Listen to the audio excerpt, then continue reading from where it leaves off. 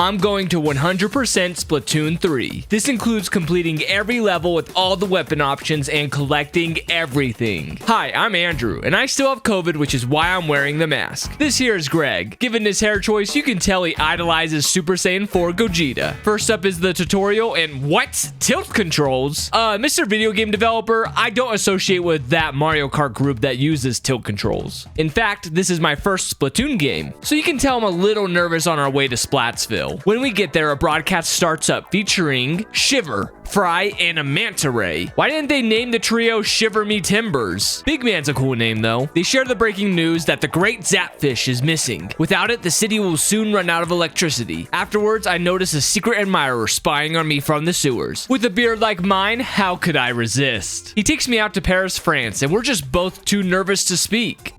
Well, he looks at me, and I look at him. The Octarians are coming! He introduces himself as Cuttlefish, senior advisor to the new Squid Break Splatoon. Oh, I just realized that Splatoon is a playoff of the word platoon. He recruits me as their newest operative, Agent 003.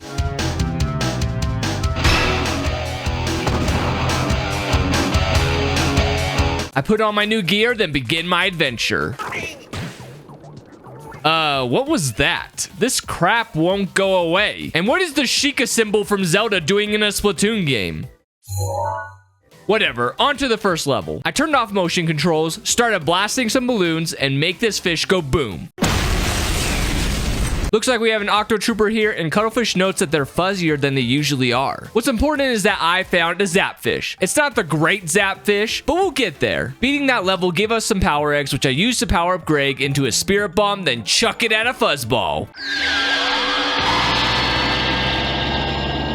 Greg isn't the only one with a Dragon Ball aesthetic. When my meter fills up to the max, I become a Super Saiyan. Anyways, the second level goes over the basics of squid swimming. The third stage reminds me of the spark capture from Mario Odyssey, and soon after that, Cuttlefish attempts to radio in some backup. Agents 1 and 2 convey a few words, but that's all we received due to the staticky signal. The fourth course is the first to focus on combat, and it's where I used my splashdown special for the first time. With those levels finished, I had gathered enough power eggs to clean up the rest of the fuzz mess. All of a sudden, music begins booming. A robot flies in from the skies, but it's no robot. It's DJ Octavio. He claims that his troops are missing. However, I just fought some of them myself. So it's into our first boss battle we go. He launches his fist right at me, so I return it with some ink. He tries to drill punch as well, which I send right back to him. A couple more of these ejects the DJ from his bot, leaving him vulnerable to attacks. His next phase whips out a vacuum, which sucks in all of my shots. I'm sorry, Greg, but I'm not going to die today. I chuck my little buddy at the vacuum, disabling its sucky abilities. The DJ is once again defenseless as I blast his hand back at him, then tar him with ink. What's DJ Octavio gonna do this time? Ink waves? You're gonna need more than that, man. His mech blows up, confirming our victory. That boss battle was actually really fun. If the rest of them are like this with a proper difficulty curve, then I'm looking forward to the rest. After some questioning, we learned that the DJ didn't steal the great Zapfish. Before we know it, more fuzziness breaks the floor beneath us, dropping us into some pit where we are separated from not only Cuttlefish, but also our gear. Thankfully, this is a video game, so I survived the fall where I awaken to a snowy world. Just a few steps away are the other agents of Cuttlefish. Agent 1 on the left, Agent 2 on the right, and their captain in the middle, who looks like a protagonist of a previous game. I'll forgive you, Force! Okay, I'll try to stop it with the Dragon Ball references, but they just don't stop giving me opportunities. Agent 2 then explains to me that this place is called Alterna, and that there are 6 different islands which are also called sites. The mission? Find Cuttlefish. Since I lost all of my equipment, I have to rebuild the hero gear with sardines and upgrade points. I'm also gonna need some power eggs to clean up this mess, so let's hop into the first kettle. Rolling around at the speed of sound. So yeah, they give you a bazooka in this kid's game. It's no wonder I beat this course so easily. With more space opened up now, I can find these somewhat hidden containers that store sunken scrolls, one of the 4 different types of collectibles to find from each island. I dive into the second kettle where I'm presented with 3 different weapons to choose from. I'm gonna try to mix up my firearm usage throughout the main story, but don't worry, I'll be back to complete the kettles with every option given. For now though, I blocked these rocket thingies with my umbrella and ran away with the bigger ones when my parasol wasn't enough. The next kettle I enter gives me the choice between E-liter 4K and E-liter 4 scope. Corporate needs you to find the differences between this picture and this picture. They're the same picture. All you gotta do here is no scope snipe the balloon fish, and that's it. You're done. Did it again with the scope, and yeah, they're the same picture. I dig up another type of collectible, that being decorations. Learn how to use Splatoon's version of a bow and arrow, both horizontally and vertically, grab a sardine that was in some fuzz, and are then confronted by the news trio we saw at the beginning of the game. Fry explains that they work as bandits on the side. No. Big man, don't be a bad guy, please. I didn't expect the rad manta ray to be a villain. I guess I have no choice but to chase them to the second site. The first kettle there welcomes us in with a minigun level. Those octo snipers have the high ground. You underestimate my power. Okay, new plan. Sneak on a different platform, swim up the tower. Now who's got the high ground, suckers? Finishing that kettle alone gave me enough eggs to make it to the highest point of the island. Inside the kettle, Fry was waiting for me. She challenges me to a dance battle to the death. Dance battle? I got this in the bag. Trust me. Peace up. Yeah. A-Town down. Yeah.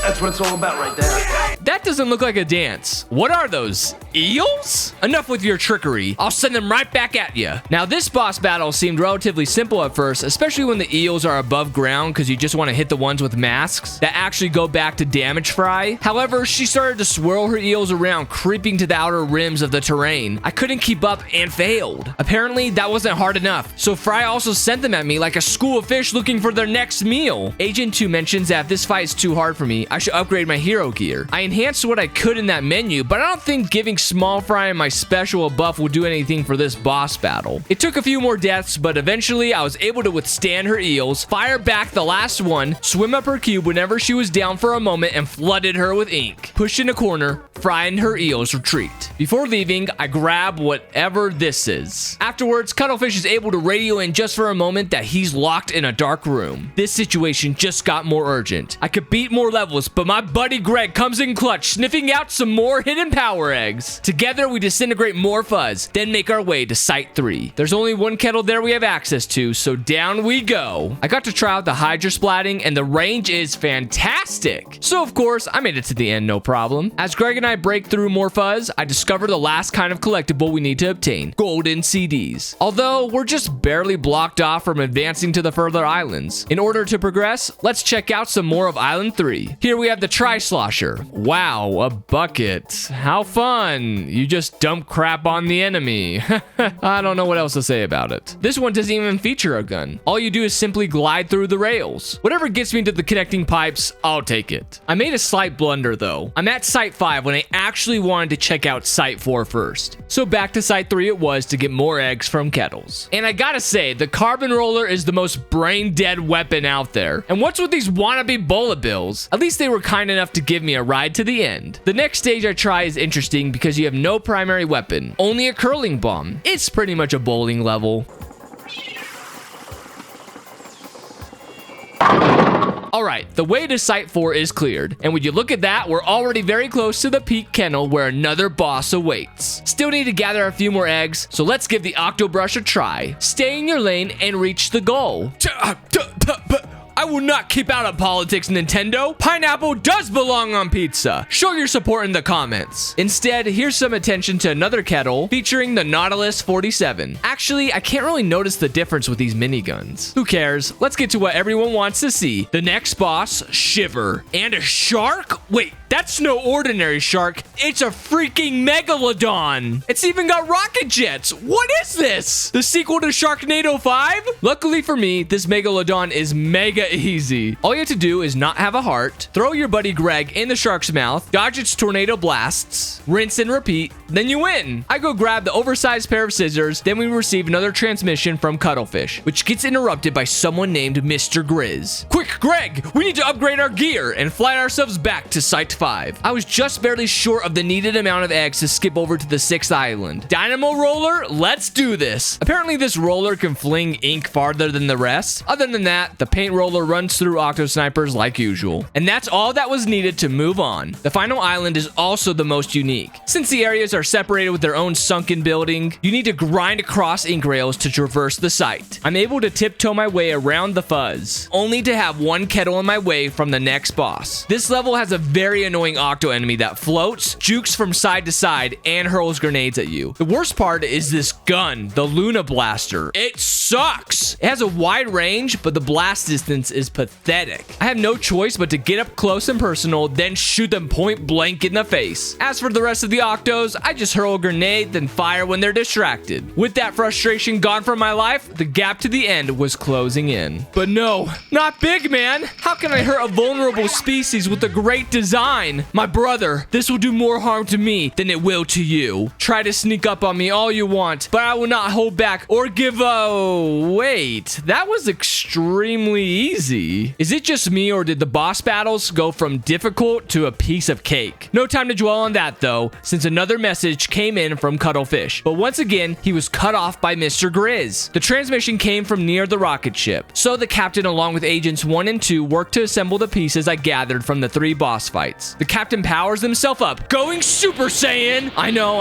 I said no more Dragon Ball references, but like what else am I supposed to say here? While smoothing out the middle island from the fuzz, the captain sprained their tentacle in the process, so we'll press on without him. The bandit trio barges into the scene, demanding we give up the tool we just used. And we're all like, yeah, we're done with it. Take it. Shiver, Fry, and Big Man are shocked. They accept, which puts us on good terms with each other. With that dispute resolved, I'm coming to save you, Cuttlefish. As I enter the space center, the computer strips away my weaponry. They never said anything about pets though. Greg proceeds to beat up each of the Octo Troopers individually. I guess I could have just thrown him at the balloon fish. After that were a few puzzle light areas, then I got my gear back. Yet I still had a ways to go. I dubbed this next part as Special Mania. Here's me using a Trizuka, riding on my own shark that explodes, and I'll be honest, some of these specials I have no idea how to use. Here's a crab tank. I like crabs, I like tanks, therefore this crab tank is cool. Now even though we just climbed up to the space base, we're now going down an elevator sequence with enemies I've never seen before. It looks like I'm playing against opponents that are bots. Once the descent is over, the climb begins once again. But how am I supposed to make it across this gap? That's all it is, Miles.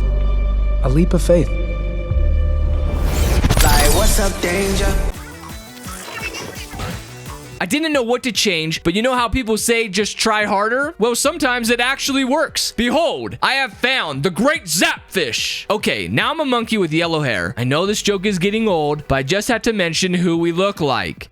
I'm Yellow Spider-Man. I mean, come on, look at me. Web shooting in spandex, 6 suit, yellow. Finally, we're at the peak where Cuttlefish is being held captive, but Mr. Grizz is threatening to extract his brain. I'm coming, Cuttlefish! Oh no, he's been dehydrated! The villain reveals himself, an actual grizzly bear. I mean, I knew his name was Mr. Grizz, but I didn't think they'd make an actual grizzly bear be the big bad. Anywho, Mr. Grizz flies away on his rocket, declaring he will be coating the planet in fuzzy ooze, also known as Hairmageddon. As the captain mourns the loss of their friend, a teardrop revives Cuttlefish just enough for him to regain consciousness in the form of squid jerky. What did Mr. Grizz need to suck his brain for anyways? More importantly, how are we going to catch up with that rocket? That's where our new friends come in. Fry's eels stir up a cyclone, Shiver summons her Megalodon, and Big Man gives me headphones? How do these help? With all 3 combined, I blast off to space. Whoa, look at the Earth behind us. This game just got as ridiculous as Fast and Furious 9. What better setting for a final boss though? Looks like the power eggs got upgraded to golden eggs. Once you scoop them all up within the vicinity, you throw them at the fuzzball. You even do this with Mr. Grizz, like pus coming out of a wound. He tries to take things up a notch, spinning the rocket, forcing you to run in the direction counter to it. Once he's done swirling, you swim up to that bear and let him have it a second time. The third phase ups the difficulty with a dangerous jump, Mr. Grizz throwing stuff, stronger enemies, and sometimes he just goes all in with his own beam cannon that even extinguishes his own allies. I waited it out and kept on inching closer and closer until until I was in range of his last open wound. He pounds down his paws to defend himself, but I come right back at him with Greg and golden eggs. The grizzly bear expresses his annoyance with our persistence and states that in a few moments, Earth will be ruled by mammals once again. He sets off the rocket to self-destruct, launching us out into space. DJ Octavio zooms to our rescue and exclaims his brief alliance with us to save marine life. Our friends back on Earth hype us up with the power of music. Greg, being overflowed with an abundance of marine energy, creates a light, then gradually transforms into a barracuda. With only 3 minutes and 33 seconds left on the clock, I take control of Octavio's spaceship and set straight towards the grizzly. Octotroopers distract us along the way, but I do get close enough to start vacuuming up the fuzzy weak spots. Humongous Greg headbutts Mr. Grizz. For the second fuzzball, I thought I was sucking it up, but turns out I wasn't close enough. I ran out of time, which led to the downfall of Splatoon's marine population. Thus, a massive fuzzball was born. Yeah,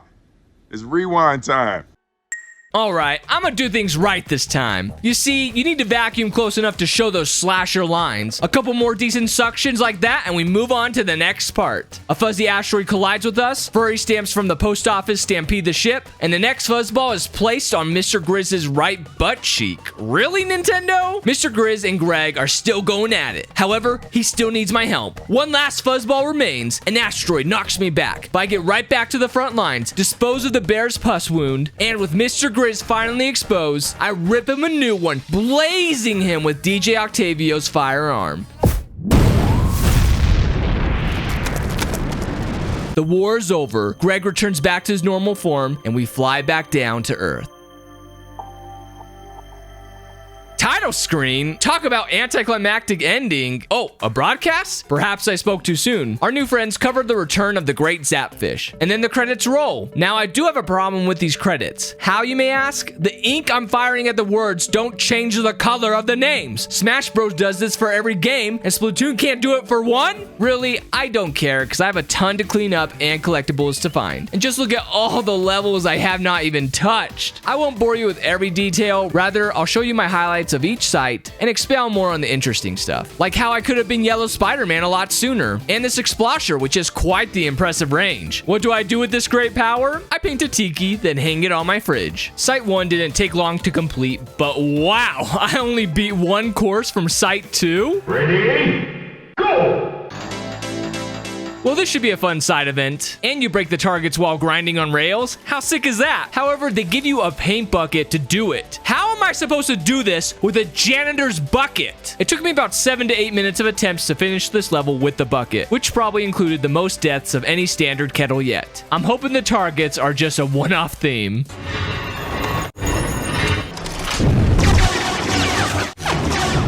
This one had an interesting challenge where you are only given a limited amount of ink and it disables you from refilling up your ink gauge. It is the first level of its kind though, so it wasn't too difficult. That wraps things up here, so on to Site 3. Unlike the previous islands, only 2 stages remained untouched. And mamma mia, the targets are back! Do they give me a gun? No. I get what's called the Flingza roller. This took me even longer than the previous break the targets, and I'm getting the feeling there are more to come. And that feeling was correct. Like literally the next level correct. Now with regular guns, popping balloons ain't a challenge, but the final weapon you need to beat it with is a sniper rifle. The range on this thing sucks if you don't charge it up, and if you do charge it up, you lose time. The accuracy with this gun was mind-bogglingly bad. I just don't understand how this piece of junk is supposed to be used. I'm getting so up close to these balloons that I'm gonna be arrested for violating their personal space. Failure after failure, I just could not do it. I needed a break from it, and this was going to be my true final boss for this playthrough. In the meantime, let's move on to Site 4. Clearing the fuzz there leaves me with just one upgrade left to complete my hero gear. What I'm also left with is 10 unbeaten levels. Some are just mundane to go through. For example, you have to destroy certain boxes to craft a certain shape, but you have to do it with 3 different kinds of weapons. And don't forget each island's signature break the target stage.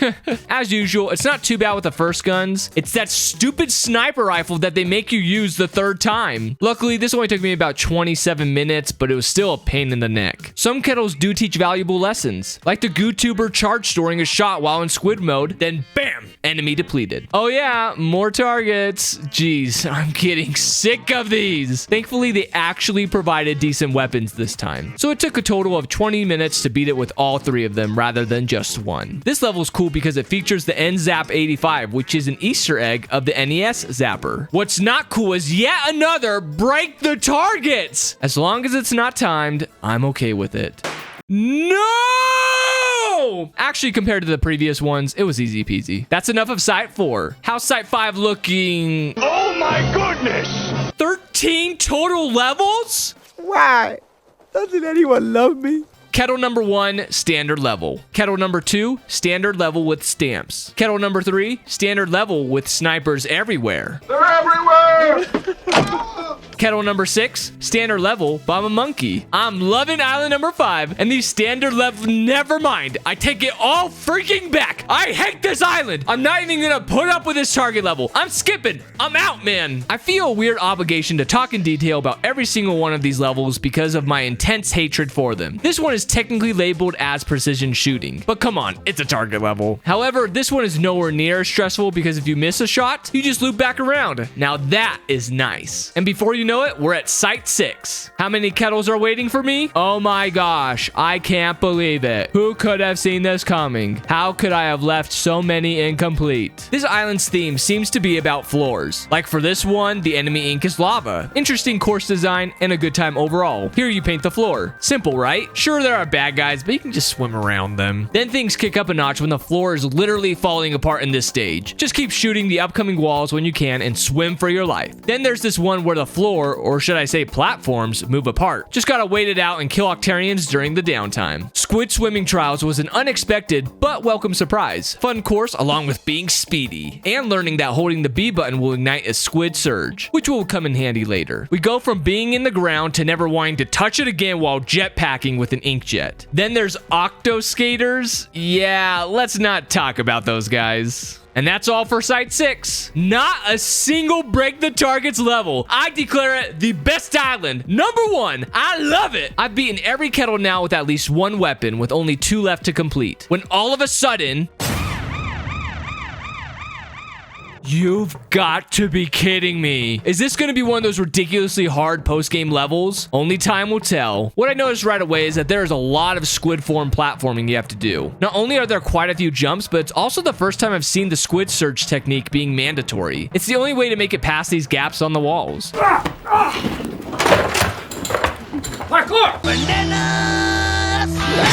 For me, the most difficult part of this beginning segment was when I had to jump from ink rail to ink rail. It seemed so simple, but for whatever reason, I kept messing up. Why can I not comprehend this very straightforward jump? Turning the camera to the side would help, but honestly, it came down to just how lucky my nerves were. The end of the first chapter can easily be cheesed if you're patient enough. I'm proud to say I only failed this portion once, and that was just because I YOLO'd it the first time. All you gotta do is ink as much of the blocks as you can, then start hopping from brick to brick until you're close enough to the wall to also ink it, climb up it, and that's it. First checkpoint is reached. Nintendo, are you joshing me right now? I am literally in disgust that they inserted a target segment in the final level. You could not live with your own failure. Where did that bring you? Back to me. Normally, I would cover more of my failures, but as I'm writing this script, I really don't want to talk about popping any more balloons. The misery, oh, the pain. I'm not even kidding. I've been marathoning this game for 2 days straight, and now my trigger finger is starting to feel sore. So please give me a pass on this one. Why not like and subscribe in return for me enduring through this? I wanted to express how long this took in the form of how many eggs I started with compared to how many I needed to spend in order to beat it. It costs 333 eggs for every 3 attempts, but the problem with that math is you also earn eggs with every balloon you pop. A more accurate metric is that it took me an hour and 24 minutes to finally beat it. Take that as you will. And I don't know who decided the difficulty curve of this last kettle, because this segment was like taking a break. Seriously, what a nice breather this was. You had plenty of time to think of strategies for the upcoming obstacles. It really wasn't final level material. I honestly think I died at the max 4 times, if even, when trying to beat this. You know what though? After that previous nightmare, I'll take it. And I'm really pleased to say that the final segment was my favorite part of the entire campaign. I mentioned a lot earlier how I felt the boss battles were the highlight of this experience. Here, it's not only a boss battle, it's like I'm playing against very difficult bots. Aside from the demos, I'd never played an online match of Splatoon, and this felt like the closest thing to it when it came to the offline world. I made it to the second wave on my first try, but I was nowhere near ready to beat these Octarians just yet. Every defeat would give me opportunities to better myself, like how I would camp next to this spawn point right here when the second wave comes in. That way, both of the Octos were dead meat upon their arrivals. Believe it or not, the special weapons seem to be more of a hindrance to me rather than a blessing. Aside from the hammer, which actually got kills and covered the turf with my ink, I straight up stopped using the inkjet because all it did was put a fat target on me for multiple enemies to gun me down. The crab was okay, but I felt like I was missing out on mobility. I couldn't even tell if the rain cloud was making a difference. Sometimes I would be so consumed with making sure I used the specials right, when really my top priority should have been survival. I do gotta admit, the shark bomb always got me a sick kill. The monkey suit was also a godsend since it would spawn armor at the top of the towers, and slinging to get that extra health really made the difference. This third wave was just wild. There's no slowing down at all. Every NPC has some special up their sleeve, and if they get up close to you, you better kill them because they'll gladly wipe you out quick if you give them the chance. It took about an hour and 25 minutes to reach the end, but I had a blast the whole time during this final boss fight. I would gladly do it again, but I will never put myself through that target level ever again. Speaking of targets, remember how I skipped this one saying it was going to be my true final boss? Well, here I am back at it. I think I really just needed a break from it because about 20 minutes later, I bested the course. The only reason it's not my least favorite kettle is because it's only a minute long. Otherwise, it would be my most hated. Then there's the one I quit at Site 5 too. I actually meant to beat this one with all 3 weapons earlier, but was interrupted by the reveal of the secret kennel. Anyways, this one is not nearly as bad as the 2 levels I despise the most. Sure, the bow and arrow style weapon makes you focus more on attaching explosives right next to the boxes rather than shooting right at them, but once you figure it out, I don't think it's too bad. No checkpoint is also annoying, but in the end, I made it. And with that, I have 100% in my first Splatoon game. I liked more parts than others, but overall was glad I experienced it. Give the video a like to support the video and subscribe to the channel if you want to see more content like this. You all have a good one. Thanks.